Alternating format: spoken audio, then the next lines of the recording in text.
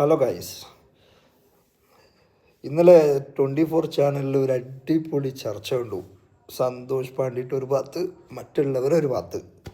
Super ചർച്ച. എന്താവട്ടെ ചർച്ച എന്ന് വെച്ച് കഴിഞ്ഞാൽ പൊളിച്ചു എന്ന് തന്നെ പറയണം. പിന്നെ എന്താണെന്ന് വെച്ച് കഴിഞ്ഞാൽ അത് സന്തോഷ് പാണ്ഡിറ്റിനെ നമുക്ക് അളക്കാൻ പറ്റില്ല. സന്തോഷ് പാണ്ഡിറ്റ് എന്ന് പറഞ്ഞാൽ ഒരു ബ്രില്യൻ്റ് മനുഷ്യനാണ്. കാരണം എന്താണെന്ന് വെച്ച് കഴിഞ്ഞാൽ നമ്മൾ കേരളത്തിലെ ഇത്ര കോടി ജനങ്ങളെ പൊട്ടന്മാരാക്കിയിട്ട് ഒരു സിനിമ ചെയ്ത ആളാണ് സന്തോഷ് പാണ്ഡിറ്റ്. അപ്പോൾ സന്തോഷ് പാണ്ഡിറ്റിന് ജനങ്ങളുടെ റേഞ്ച് അറിയാം. നമ്മളോട് ഒരു സമയത്ത് ഇതൊക്കെ കൊറോണ ഒക്കെ വന്ന സമയത്ത് മോദി ഇന്ത്യയിലെ ജനങ്ങളുടെ റേഞ്ച് അറിഞ്ഞിട്ടാണ് മോദി എന്ന് ഒരുപാട് ടിക്സ് എടുത്തത്, പാത്രം കൊട്ടാനും വിളക്ക് കത്തിക്കാനൊക്കെ. അപ്പോൾ അവർ ഒരു ട്രൈ ചെയ്ത് നോക്കുകയാണ് നമ്മളെ ജനങ്ങൾ എത്രമാത്രം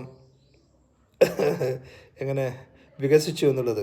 പക്ഷെ ജനങ്ങൾ വികസിച്ചിട്ടില്ല എന്നുള്ള അവർക്ക് മനസ്സിലായി. അപ്പോഴല്ലേ അവരെ കളി നടക്കുള്ളൂ. അതുപോലെ സന്തോഷ് പാണ്ഡിറ്റ്, നിങ്ങൾ എന്ത് തന്നെ ചെയ്താലും സന്തോഷ് പാണ്ഡിറ്റിനെ നിങ്ങൾക്ക് തോൽപ്പിക്കാൻ പറ്റില്ല. പറഞ്ഞിട്ട് തോൽപ്പിക്കാൻ പറ്റില്ല, കളിച്ചും തോൽപ്പിക്കാൻ പറ്റില്ല. അയാൾ ഉപയോഗിക്കുന്ന സംഭവങ്ങൾ, അയാൾ ഉപയോഗിക്കുന്ന ബുദ്ധി, അയാൾ കോമാളി കളിച്ചാലും അയാൾ ബ്രില്യൻ്റാണ്. അത് നമുക്കാർക്കും കിട്ടാത്തതാണ്. അത് അപൂർവം ചില ആൾക്കേ കിട്ടുള്ളൂ. അയാൾക്ക് അറിയാത്തൊന്നുമല്ല ഇത്. അയാൾ കോമാളിയാണ് കളിക്കുന്നത്, ഇത് ജനങ്ങളിങ്ങനെ കാണുള്ളൂ, ജനങ്ങൾ അയാൾ ഒരു പൊട്ടനെ പോലെ കാണുള്ളൂ എന്നൊക്കെ അയാൾക്കറിയാം. പക്ഷെ അതാണ് അയാളുടെ ടേണിംഗ് പോയിൻ്റ്. അത് വെച്ചാണ് അയാൾ കളിക്കുന്നത്. ഇപ്പം ഇന്നലത്തെ ചർച്ചയിൽ തന്നെ നോക്കിയാൽ സന്തോഷ് പാണ്ഡിറ്റ് ആർക്കെങ്കിലും പറഞ്ഞു ജയിക്കാൻ പറ്റൂല. കാരണം ഇവരെല്ലാം ഇപ്പം കുഞ്ഞുങ്ങളാണ്, അവിടെ ഇരിക്കുന്നവരൊക്കെ കുഞ്ഞുങ്ങളാണ്. ഇയാൾ ഒരുപാട് ബുദ്ധിയുള്ള ആളാണ്.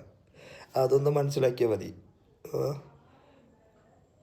ഇതേ സംഭവം നമ്മൾ ഒരുപാട് സന്തോഷ് പാണ്ഡിറ്റിൻ്റെ ഒരുപാട് ഫിലിമുകൾ കണ്ടിട്ടുണ്ട്.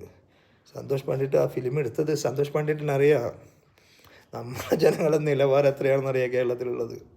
അതനുസരിച്ച് അവൻ പടം എടുത്തു.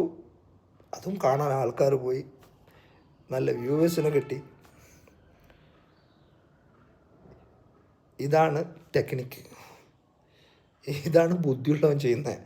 അല്ലാതെ നമ്മൾ മറ്റേ വലിയ കാറിലൊക്കെ ഇരുന്ന് ഭയങ്കര ഞാൻ അങ്ങനെയാണ്, ഞാൻ ഇങ്ങനെയാണ്, ഞാൻ മറ്റേതാണ്, ഞാനെന്ന് പറഞ്ഞാൽ ഭയങ്കര സംഭവമാണ്. ഈ സംഭവം എന്ന് പറഞ്ഞാലൊന്നും ഒരു സംഭവമല്ല. അതെപ്പോഴും മനസ്സിലാക്കോ. സംഭവം അല്ല എന്ന് പറയുന്ന ആളാണ് സംഭവം.